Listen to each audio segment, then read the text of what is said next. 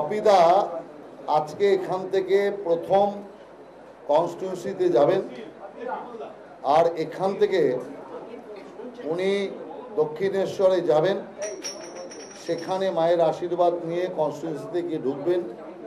আজকে থেকে মূলত ওনার প্রচার শুরু হবে এবং শ্রীরামপুরে ক্যান্ডিডেট হওয়ার পর এই প্রথম বাপিদার আনুষ্ঠানিক প্রেস কনফারেন্স। আর আমি বাপিদাকে বলেছিলাম যে আপনি অফিসে আসেননি, অতএব আপনার প্রথম প্রেস কনফারেন্স। আমি প্রচারে যাচ্ছি, তো আপনাদের সামনে প্রথম প্রচার অনুষ্ঠানে এসেছি। আমি শ্রীরামপুর থেকে যে আমি লোকসভার প্রার্থী হয়ে যাচ্ছি, আমার একটাই কথা হচ্ছে শ্রীরামপুর করি আমি প্রণাম, এবং আমি চাই শ্রীরামপুর একটি পবিত্র স্থান, কারণ এখানে অনেক মন্দির, দরগা, অনেক কিছু আছে। আমি খুব ভগবান বিশ্বাসী এবং শ্রীরামপুরের জনতাকে আমি চাই আমার সাফল্যের দিকে যেন তারা সহযোগিতা করে, এবং আমি শ্রীরামপুরের জনতাকে আমার অনেক ভালোবাসা।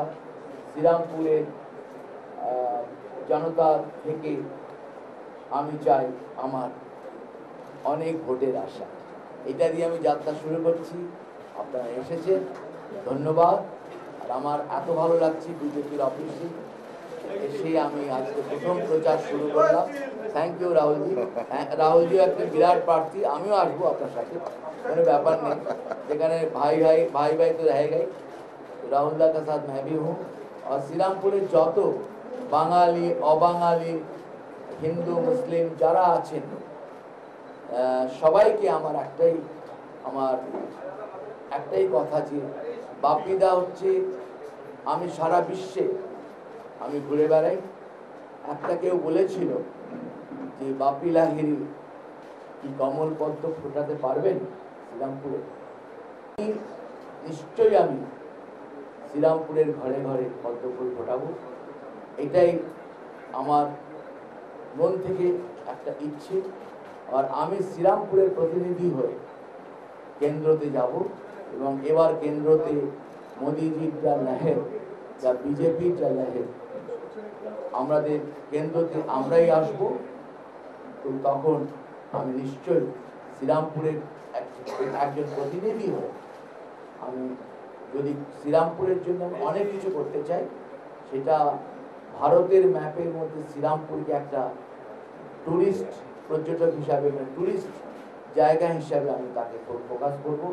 অনেক কিছু আমার জীবনে আশা আছে যে বাপি লাহিড়ী একটা মিউজিক একাডেমি করবেন। আমি মিউজিক একাডেমি কেন কোথাও করিনি এখনো, বাপি লাহিড়ী মিউজিক একাডেমি প্রথম আমি শ্রীরামপুরে করব। অনেক কিছু আমার স্বপ্ন আছে, খালি আমি চাই শ্রীরামপুরবাসীদের সহযোগিতা। আমি বাঙালি, আমার সব থেকে আমি একটা গর্ব করি, সারা পৃথিবীতে আমি আমেরিকা, লন্ডন, অস্ট্রেলিয়া, জাপান সব জায়গায় যাই, কিন্তু আমি বলি আমি ভারতীয়, কিন্তু আমার সব থেকে বড় পরিচয় আমি বাঙালি। বাপি লাহিড়ী এবং তার বাবা অপরেশ লাহিড়ী, আমার মা বাঁশরী লাহিড়ী, তারা বিরাট সিঙ্গার ছিলেন কলকাতায়।